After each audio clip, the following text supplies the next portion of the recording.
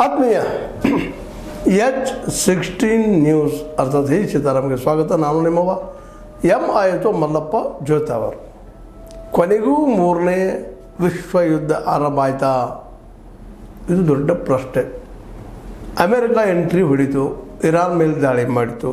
ಅದರಲ್ಲೂ ಮುಖ್ಯವಾಗಿ ಇರಾನಿನ ಪರಮಾಣು ಸ್ಥಾವರಗಳ ಮೇಲೆ ಫೋರ್ಡೋ ಅನ್ನುವ ಸ್ಥಾವರ, ರಟಾಂಜಾ ಅನ್ನುವಂಥದ್ದು, ಮತ್ತೊಂದು ಎಸ್ಫಹಾನ್ನಲ್ಲಿರುವ ಪರಮಾಣು ಘಟಕಗಳು, ಎಸ್ಫಹಾನ್, ಈ ಮೂರು ಘಟಕಗಳ ಮೇಲೆ ಏನಪ್ಪ ಜಬರ್ದಸ್ತಾಗಿ ದಾಳಿ ಮಾಡ್ಯದ. ಇದು ದಾಳಿ ಮಾಡಿ ಹೇಳ್ಕೊಂಡದ. ಸ್ವತಃ ನಮ್ಮ ಡೊನಾಲ್ಡ್ ಟ್ರಂಪ್ ಅವರು ಹೇಳ್ಕೊಂಡಿದ್ದಾರೆ, ರಾತ್ರೋರಾತ್ರಿ ನಡೆದ ದಾಳಿಗಳಲ್ಲಿ ಇರಾನ್ ಪ್ರಮುಖ ಪರಮಾಣು ಘಟಕಗಳನ್ನು ನಾಶ ಮಾಡಿದ್ದೇವೆ.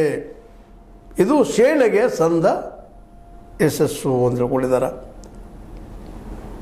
ಇದು ಇವರ ಟ್ರಂಪ್ ಅವರು, ಯಾವ ಟ್ರಂಪ್ ಅವರು ಯುದ್ಧ ಬೇಡ ವ್ಯಾಪಾರ ಬೇಕು ಅಂತಂದಿದ್ರು. ಅವ್ರು ಇವತ್ತು ಅವರು ಯುದ್ಧಕ್ಕೆ ಇಳಿದು ಬಿಟ್ಟರು.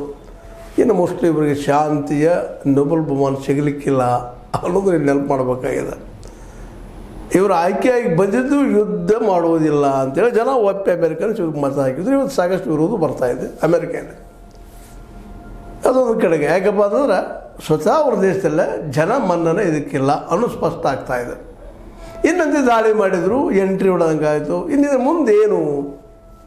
ಯಾಕಂದ್ರೆ ಈಗ